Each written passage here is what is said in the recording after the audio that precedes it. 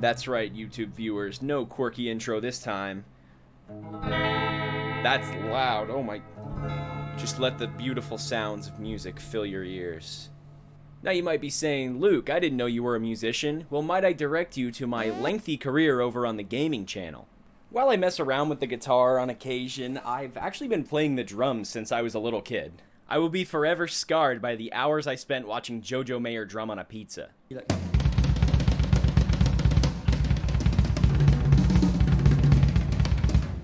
The life of a drummer is hard. You got calluses on your hands, the Applebee's waitress is asking you to stop tapping on the table and tell her your order already, and of course, countless people asking if you've seen Whiplash. Well, I actually watched Whiplash, and aside from containing one of my favorite memes of all time, it was also one of the greatest movies I've seen in recent times. And the rest of the world seemingly agrees. Not only did it win 3 Oscars, those being Best Supporting Actor for J.K. Simmons, Best Film Editing, and Best Sound Mixing, but it has a hefty 8.5 stars on IMDb and 4.4 stars on Letterboxd. Not too shabby. But I'm not here to sing the praises of this movie, there are plenty of other videos doing that already. I'm here to get down and dirty. And really flirty. In the 12 years preceding Whiplash, there was another. I'm of course referring to Drumline, the 2002 film starring Nick Cannon and his struggle to the top of the Atlanta A&T University drumline. Now, if you're familiar with either of these movies, you're probably starting to see some major similarities between them already. Each is a coming-of-age story about a college freshman from New York who is on a quest to be the greatest drummer at their school. The major difference, however, is the style of drumming. For those unaware, jazz drumming and marching band drumming are 2 completely different animals, and there isn't a lot of crossover between the specific techniques you have to learn for each one. How do I know? Well, contrary to popular belief, I actually do spend my free time on things other than YouTube. As a matter of fact, I did a total of 7 marching band seasons and a few years of jazz band in middle school and high school. It was actually my choice to take jazz band during my final semester of college that inspired me to watch Whiplash and make this video in the first place. We actually had the concert last night. Here's a few videos from it. Let me just say, both of these movies are really good. Drumline ended up being such a better movie than I was expecting, though it still has its quirks, which we will get into later. So if you're excited to see what Mr. Drummer, YouTuber, video essay guy has to say about these 2 sides of the same coin, then strap in and let's get into it.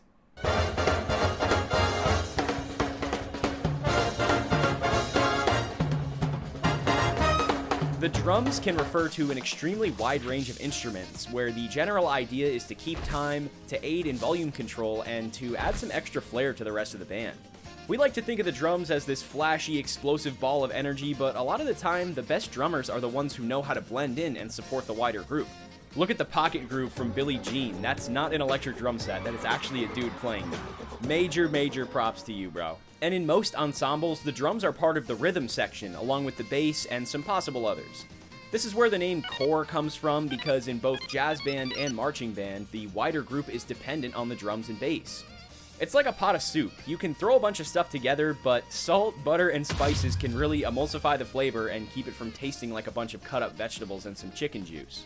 As I just mentioned, both scenarios involve some level of volume and tempo control, usually specified in the music or by somebody leading the group. This is why directors point to maintain that connection with each section of the band and to really emphasize the parts that are supposed to punch. Just like the director of a movie, the director of a band is in charge of bringing the overall vision to life, but this actually brings us to our first major difference, and I literally mean major difference. Marching bands have drum majors, and although they don't necessarily have to be drummers, they do have to keep what I can only describe as telepathic communication with the drumline, specifically the center snare player. Now, there are some philosophical differences about who is truly in charge of keeping tempo, but if either person messes up, it's only a matter of time before everything else starts to fall apart. Jazz, on the other hand, takes tempo a little less seriously. The whole thing is more improvisational, and while the director and the drums are in charge of keeping certain consistencies, the focus is more on the spices that I mentioned earlier. Damn the spice! Jazz drumming sheet music is confusing for a lot of people because in many cases it just says to keep time. What does that mean? I don't know, just play something cool. Luckily though, you're not completely on your own because it'll also tell you what style the song is in, and there are markings to indicate when you and the rest of the band are getting louder, softer, punching, or not playing at all. This is completely different from marching band music, which looks like this. And unlike jazz band, where you're memorizing the music from a recording, marching band requires you to memorize not only the written sheet music, but an entire packet of drill, which comes with its own set of technical do's and don'ts, and an entire selection of stand tunes. Yeah, it's a lot. Although it's obvious, it's worth mentioning just how seriously some people take this stuff. And this kind of passion is not only a core element of both films, but it's something that I'm hoping will show up in the direction and the writing. I mean, who wants to watch a movie about music that wasn't created by musicians, right? So despite how different these movies look from the outside, they actually share a lot of the same bones, and a lot of weirdly similar but different bones. Devin Miles and Andrew Neiman are both college freshmen that have earned a prestigious position in their school's band. Devin actually gets a full ride to A&T University and a spot on their drumline, unlike Andrew, who, at first, just seems to get a lucky break. And while both characters have their rivals and love interests, it's really the lead antagonists, Terrence Fletcher and Dr. Lee, that make these movies so interesting. The lucky break that Miles got, well, it was just one of many strategic moves that Fletcher uses to control the ego and motivation that will ultimately make Andrew Neiman the greatest drummer in the world. Whiplash revolves around these two, and many of the plot points are anchored in Andrew's current mental state, whether he's on top of the world after a badass performance, bleeding out after a 6-hour chop session, or bodying Fletcher after being cut from the band. And while we get a lot of time with Andrew and Fletcher, the lessons are meant to apply to any other great artist. This is precisely why Whiplash is such an amazing story, because there aren't a lot of films that capture the motivation, the obsession, and the struggle that goes into a passion like competitive music. Like the scene where Andrew breaks it off with his girlfriend. He knows that drumming is slowly overtaking his life, and that leaving her is ultimately what's best for their individual growth. But is it what's best? These are the ethical questions and nuances this film poses, with Andrew committing more and more self-destructive acts to keep up with the impossible standard that Fletcher has set for him.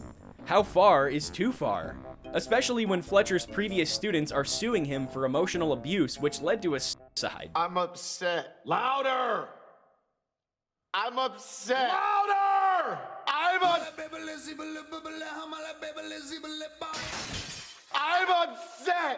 All of this is brought to life by some incredible dedication and talent from the two lead roles. I mean, Miles Teller and J.K. Simmons really set this movie on fire. And can I just say, I'm so happy we're past the point of pretending to play musical instruments. Like, it's so obvious, especially in animation. It's really not that hard to correctly show somebody playing an instrument, which is why I have so much respect for Miles Teller, who literally learned the drums for this movie. Almost 100% of the drumming is done by him, which, like, dang, man, you don't have to rub it in. And Fletcher is just a monster. Damien Chazelle and J.K. Simmons really know how to deliver a compelling villain. Taking an obsessive protagonist and putting his success in the hands of a manipulator, it's such a twisted idea, but the results, well, you'll just have to watch the movie and see for yourself. Dr. Lee, on the other hand, is not an evil person. While both antagonists are stuck in their ways, Dr. Lee is at least compassionate and receptive to the criticism and mistakes that come his way. And much like Whiplash, Dr. Lee sees the potential in Devin and handpicks him to be part of the college band lineup. Even his motivation is the same, to make his students into better musicians and to carry on the legacy of the band that he's directing. But unlike Andrew, Devin actually has discipline issues and is kind of an asshole for the first chunk of this movie. It's his immaturity that's holding him back, but instead of pissing him off, Dr. Lee and the other staff members take the diplomatic route and humble him through punishments that he definitely deserves. And that speaks to another major difference in the way that Drumline handles its characters. Most of the characters begin at 0 and wind up better off than they were at the start. Whiplash, on the other hand, starts at 0, but most characters wind up right back where they started with only a little experience to show for it. Drumline is more about collaboration and uplifting others, which is actually part of a larger purpose this movie served at the time. Yes, it's a little too cheesy for the Academy, but this movie was never an homage to Hollywood in the first place. The United States is infamous worldwide for the slave trade, and after the Emancipation Proclamation on January 1st of 1863, African American culture would explode, influencing basically every generation of music from that point forward. But apart from the music, the United States would see the emergence of HBCUs, or historically black colleges and universities, which provided a culture center and a place of refuge for many young black Americans. And 150 years later, there are still many HBCUs that have been carrying the torch, which is precisely what this movie is meant to highlight. It's part of the reason Dr. Lee won't play hip-hop, and it's part of the reason why Devin is so dedicated. I was completely clueless about all of this until I started researching, and man, you start to realize how much love and care went into this movie. You can tell they had a ton of fun with the production of this film. It's just more proof that passion can really get you far, and even if the movie doesn't win an award at some fancy show, you'll still earn a ton of respect and find a place in the hearts of those you're uplifting. You ever heard of the phrase, one band, one sound? It comes from this movie, and whether it's a piece of art, a team project, or even a family, you're only as strong as your weakest member.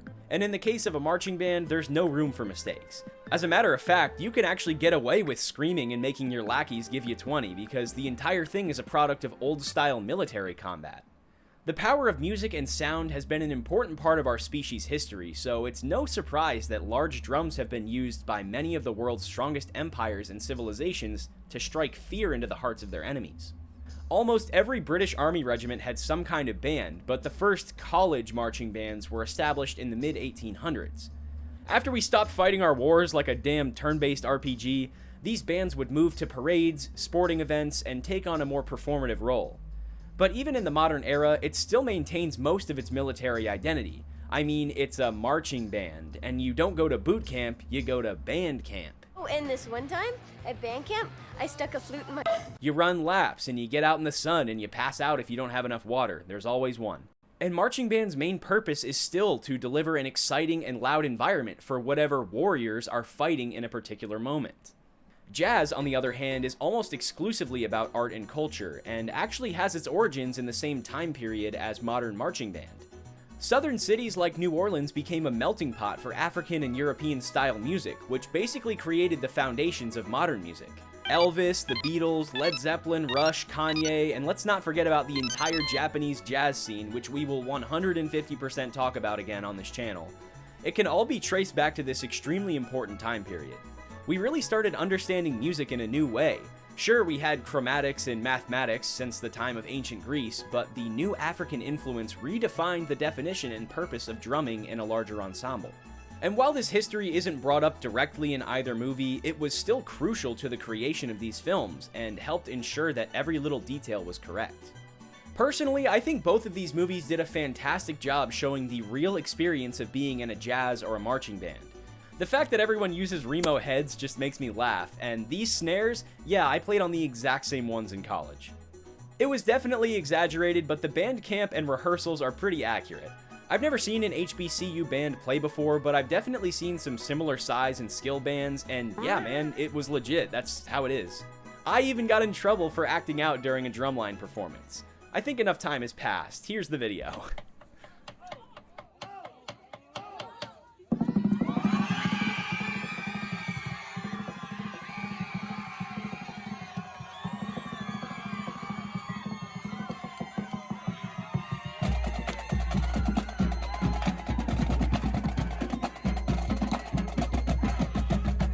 And just like the movie, the section leader spent the next month cleaning the drums during lunch and study hall.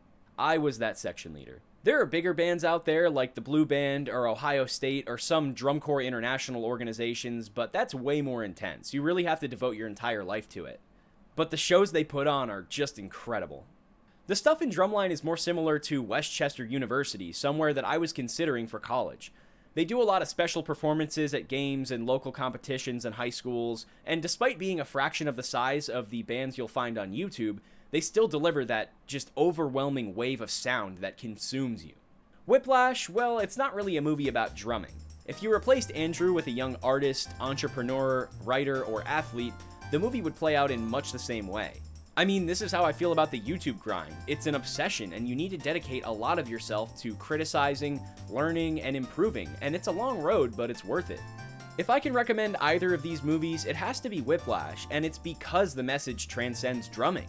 Let this film and my channel be a testament of the human spirit, that every time you push yourself to the limit, every time you learn, things just make a little more sense. What really makes sense though, more than anything we've discussed up until this point, is that if you like this video, you should subscribe. Especially if you like this kind of untold history stuff, I did an entire video on how Zelda subtly influenced a ton of horror trends in the 2000s, and I talk about ancient Egypt and religion a lot in my JoJo videos. Seriously, you guys are the best, go spread some love and get outside for God's sake. It's good for you. See you all in the next video. Peace.